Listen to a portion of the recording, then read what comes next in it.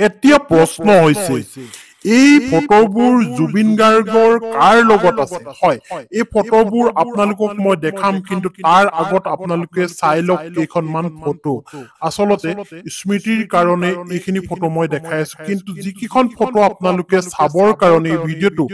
click কৰিছে সেইকিখন photo আপোনালোকে দেখিব আৰু চকু কপালত উঠি যাব এনেকুৱা ফটো আৰু সেই ফটো কিখন কাৰ লগত আছে কেতিয়া কেনেকৈ মাৰিছিল বা কোনে মাৰিছিল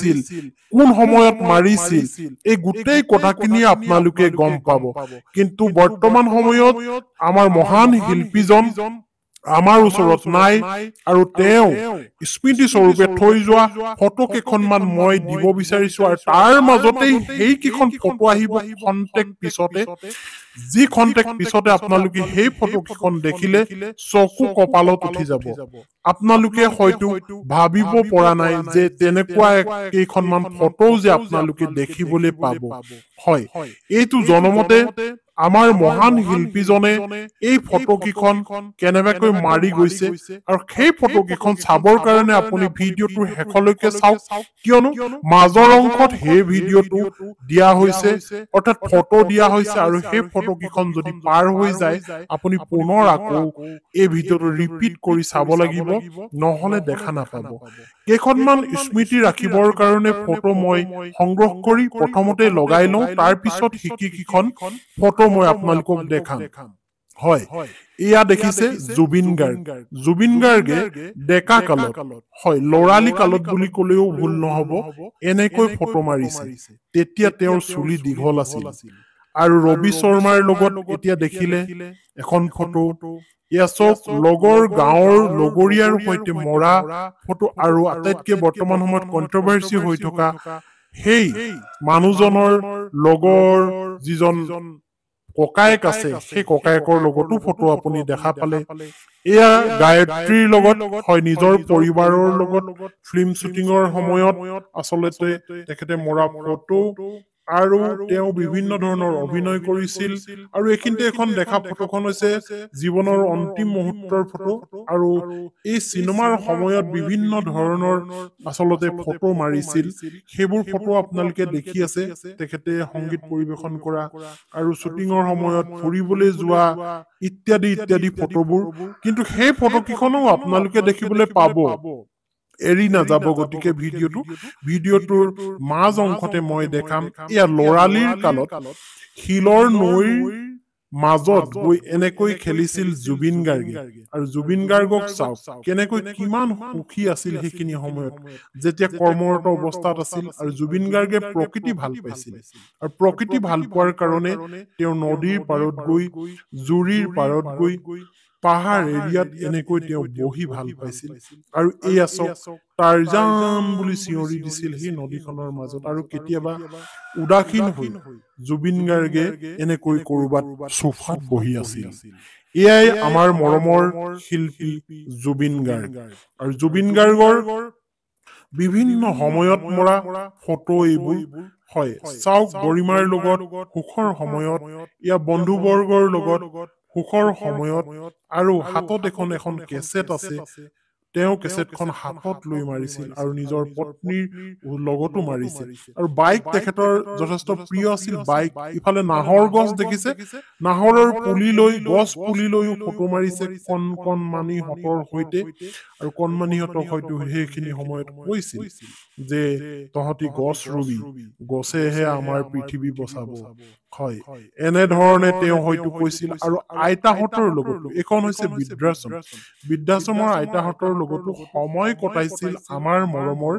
শিল্পীজনে কিন্তু এইখিনিতে আপুনি হয়তো ভাবিছে যে সেই ফটো কেইখন ক'ত হয় আপোনালোকে ফটোখন চাবলৈ পাব কিন্তু তাৰ আগতে এই ফটোখিনি চাই লওক এই আপুৰুগীয়া ফটোখিনি আপুনি প্ৰথমতে চাই লওক কাৰণ এইখিনি ফটো আপুনি সাঁচি ৰাখিব লাগিব আপুনি দৰকাৰ হলে ভিডিঅ'টো ডাউনলোড কৰি থৈ দিব কাৰণ এইখিনি ফটো আপুনি ইমান সহজে পুনৰবাৰ নাপাব মই বহুত কালেক্ট কৰি আনিছো আৰু সেই বিশেষ ফটো কেইখনো আপুনি দেখিবলৈ পাব স্মৃতি হিচাপে আৰু ইয়াত চাওক দেউতাকে জুবিনৰ দেউতাকে জুবিন গাৰ্গৰ দেউতাকেও তেওঁ ফটো মাৰিছে জুবিন গাৰ্গক আৰু নিজৰ পত্নীৰ লগত শ্বুটিঙৰ টাইমত সিদ্ধাৰ্থৰ লগত এনেকৈ আৰু বিয়াৰ আগতেই আচলতে গৰিমাৰ গাৰ্গৰ লগতো ফটো মাৰিছিল সেইখন ফটো আপোনালোকে দেখিবলৈ পাইছে আৰু এখন জীৱনৰ শেষ অন্তিম যাত্ৰাত মৰা ফটো আৰু শ্বুটিঙৰ সময়ত বিভিন্ন ধেমালি ধুমুলা কৰি থকাৰ সময়ত মৰা ফটো আৰু গীত পৰিৱেশন যেতিয়া তেওঁ কৰে সেই গীত পৰিৱেশনৰ সময়ত ফটোগ্ৰাফাৰ থাকে আৰু সেই ফটোগ্ৰাফাৰে আচলতে ফটো মাৰে আৰু তেওঁ ফুৰি ভাল পাইছিল ইয়া চাওক বিদেশত গৈ তেওঁ ফুৰিছিল আৰু ইয়া হৈছে চিনেমা শ্বুটিঙৰ সময়ত তেওঁ এনেকৈ গৈছিল আৰু শিলৰ নৈত এনেকৈ গা ধুবলৈ গৈছিল তেওঁ এখন গামোচা পিন্ধি সহজ সৰল এটা অসমীয়া ল'ৰা হৈ সকলোৰে লগত প্ৰকৃতিৰ লগত মিলি যাব পৰাকৈ নিজকে জুবিন গাৰ্গে প্ৰস্তুত কৰিছিল আৰু প্ৰস্তুত কৰি এই আমাক সৃষ্টিৰাজি আজি দি গ'ল জুবিন গাৰ্গক আপুনি লক্ষ্য কৰক তেতিয়া চুলি দীঘল আছিল আৰু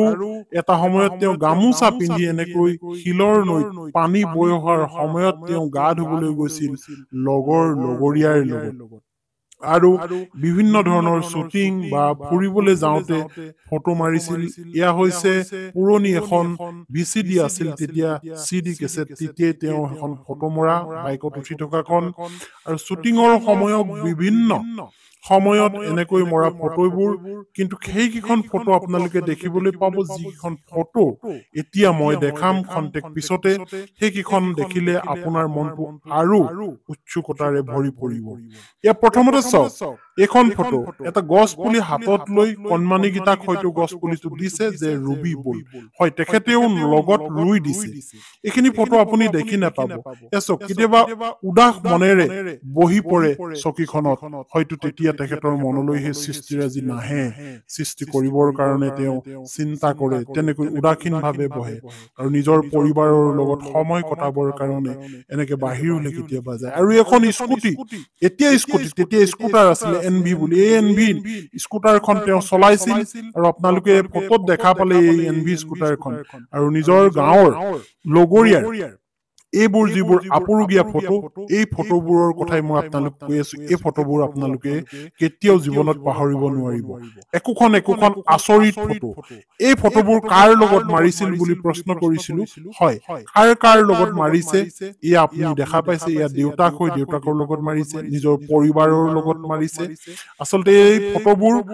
আপুৰুগীয়া লুকাই থকা ফটো এয়া চাওক কেনেকৈ শ্বুটিঙৰ টাইমত আৰু এখন তেওঁ কৈশোৰ কালত গৰিমাৰ লগত মৰা ফটো বিহু নাচিবলৈ যাওঁতে গতিকে এই ফটোবোৰ খুব আপুৰুগীয়া ফটো আৰু এইখন ফটো হৈছে জীৱনৰ অন্তিম মুহূৰ্তত মৰা ফটো গতিকে এই ফটোবোৰ আচলতে দেখি আপোনালোকৰ খুব ভাল লাগিছে হয়তো চকুৰে শান্তি পাইছে আপোনালোক আচৰিত হৈছে এই ফটোবোৰ দেখি কাৰণ বহুত পুৰণা ফটো এইবোৰ আহি পৰিছে বৰ্তমান সময়ত